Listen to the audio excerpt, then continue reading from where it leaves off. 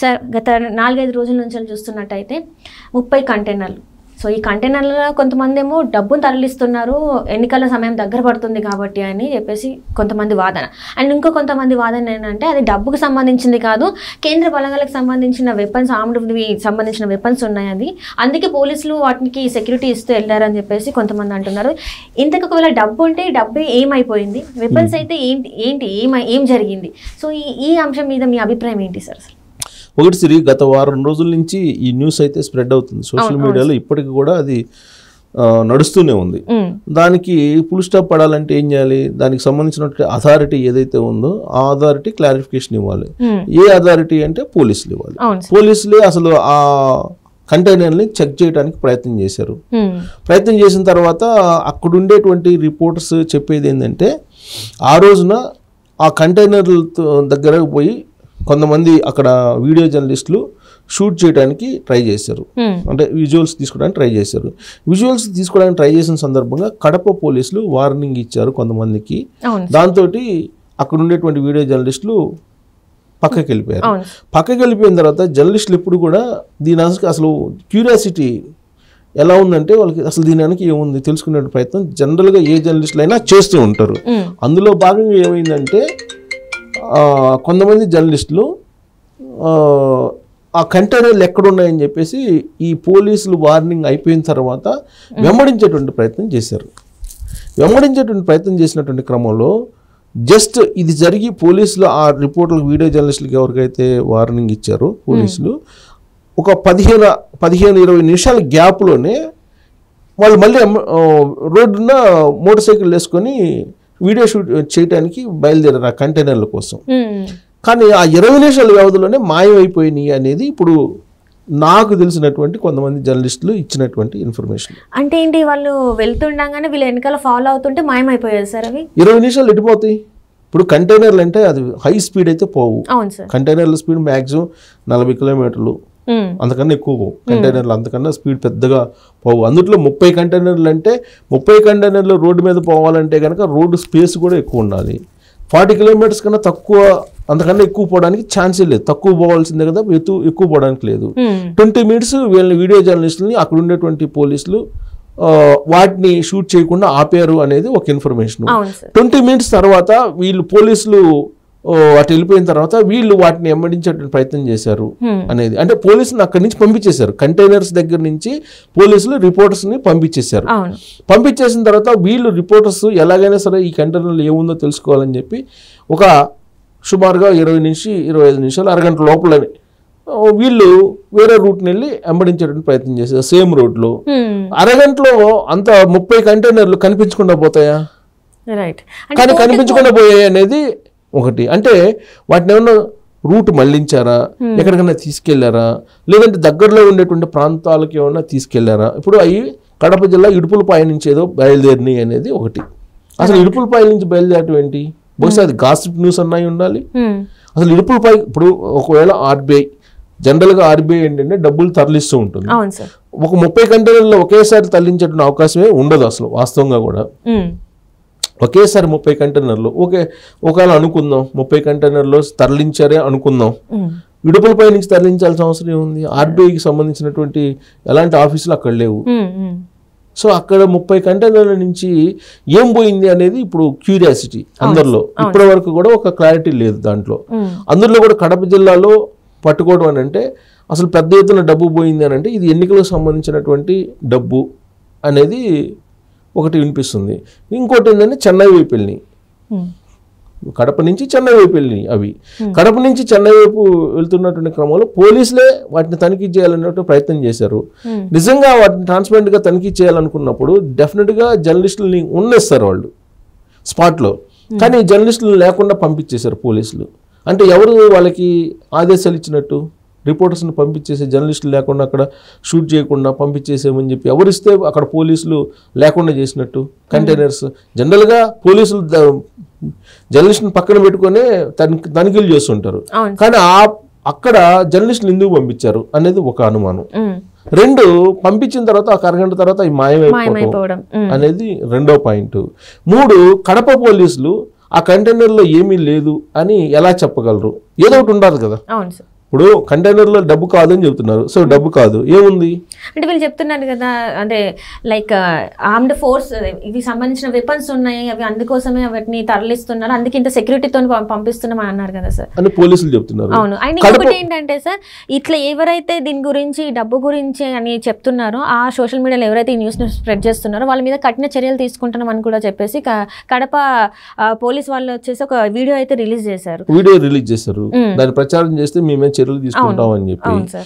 So ఆ రోజు అదే కడప పోలీసులు కనుక ఆ రోజు ఆర్మడ్ తనిఖీ చేసినప్పుడు ఈ ఆర్మడ్ ఫోర్స్కి సంబంధించినటువంటి ఈ వెపన్స్ ఉన్నాయని చెప్పి కనుక ఆడ విజువల్స్ తోటి సహా చూపించినట్టయితే అసలు చెప్తున్నారు కదా సార్ వాళ్ళు, ఏది ఎక్కడ రాలేదు కదా, చూపించకూడదు అలాంటివన్నీ మేము విత్ పర్మిషన్ చూపించాలి అని చెప్పేసి ఆ వీడియోలో ఉంది.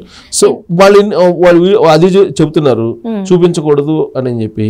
మరి తనిఖీ చేసాం మేము ఇవి వెపన్స్ అని చెప్తే మరి వెహికల్స్ కనపడాలిగా. రైట్. ఇప్పుడు వీళ్ళు రిపోర్ట్స్ అక్కడ ఉండేటువంటి రిపోర్ట్స్ ఒక 30 నిమిషాల తర్వాత అవి అసలు ఏంటి అనేది వెళ్ళారు అని. సో వాస్తవంగా కూడా 30 కంటైనర్లలో డబ్బు పోవడం అనేది అది కొంచెం విచిత్రంగానే ఉంది. అది డబ్బు అని చెప్పడానికి, ఎందుకంటే 1-2 కంటైనర్లు ఉంటాయి కానీ 30 కంటైనర్ల డబ్బు అంటే కొన్ని లక్షల కోట్లు ఉంటాయి. సో అంత పోయే అవకాశం లేదు. సో మొత్తం కలిపి కూడా నోట్ల రద్దప్పుడు 13 లక్షల కోట్ల మొత్తం పబ్లిక్ సర్క్యులేట్ అయినటువంటి డబ్బు. సో కాబట్టి 30 కంటైనర్లో డబ్బు పోవడం అనేది అది బహుశా పోలీసులు చెప్పినట్టు అబద్ధం అయి ఉంటుంది. కానీ దాంట్లో ఏముందని చెప్పి వాళ్ళు ఏదో చెబుతున్నారు. బట్ ఇక్కడ విషయం ఏంటంటే కడప పోలీసులు చెప్తే ఎవరు ఇప్పుడు నమ్మే పరిస్థితులు లేరు, విశ్వసించేటువంటి పరిస్థితి లేదు. నమ్మడం కాదు, విశ్వసించేటువంటి పరిస్థితి లేదు. కారణం ఏంటంటే అక్కడ జరిగినటువంటి కేసులు అనేకం ఉన్నాయి. సిబిఐ వాళ్ళ మీదనే కేసులు పెట్టారు అన్నటువంటి పోలీసులు. ప్లస్ అంటే పోలీసుల మీద నమ్మకం లేకుండా చేసేటువంటి పరిస్థితి ఏర్పడింది. రీసెంట్ గా మనం హైదరాబాద్ లో చూసుకుంటే ఏపీసీఐడి వాళ్ళు పేరు చెప్పి ఒక కంపెనీ, ఒక ఐటీ కంపెనీ యజమాని కిడ్నాప్ చేశారు. సో అలాంటి పరిస్థితుల్లో ఏపీ పోలీసుల మీద నమ్మకం లేకుండా పోయింది. ఇది మనం చెప్పడం కాదు, ప్రతిపక్షంలో ఉన్నప్పుడు జగన్మోహన్ రెడ్డి చెప్పాడు, అధికారంలోకి వచ్చిన తర్వాత ఆయన పోలీసులని నమ్ముతున్నాడు. ఇప్పుడు చంద్రబాబు నాయుడు విపక్షాలు ఏదైతే ఉందో పోలీసులు నమ్మట్లేదు. సో అంటే వాళ్ళు చేసేటువంటి కార్యక్రమాలు ఏ విధంగా అయితే ఉన్నాయో అవి నమ్మనటువంటి పరిస్థితి, పబ్లిక్ విశ్వసించినటువంటి పరిస్థితి. ఇప్పుడు పోలీసులు అక్కడ కడప పోలీసులు వీడియో రిలీజ్ చేసి అసలు ఇది పరిస్థితి, ఆర్ముడ్ ఇది బయట పెట్టడానికి లేదు. నిజమే అది. ఇప్పుడు ఒకవేళ ఇండియన్ ఆర్మీకి సంబంధించినటువంటి వెపన్స్ అయితే అవి ఓపెన్ చేసి బయట పెట్టడానికి లేదు, వాస్తవం అది. అయినప్పటికీ వాళ్ళు నిజం చెప్తున్నప్పటికీ కూడా ఇవాళ నమ్మనటువంటి విశ్వసించినటువంటి పరిస్థితుల్లో ఆంధ్రప్రదేశ్ పోలీసు, ప్రత్యేకించి కడప పోలీసు ఉందని చెప్పి ఆంధ్రప్రదేశ్లోనే చర్చ జరుగుతుంది.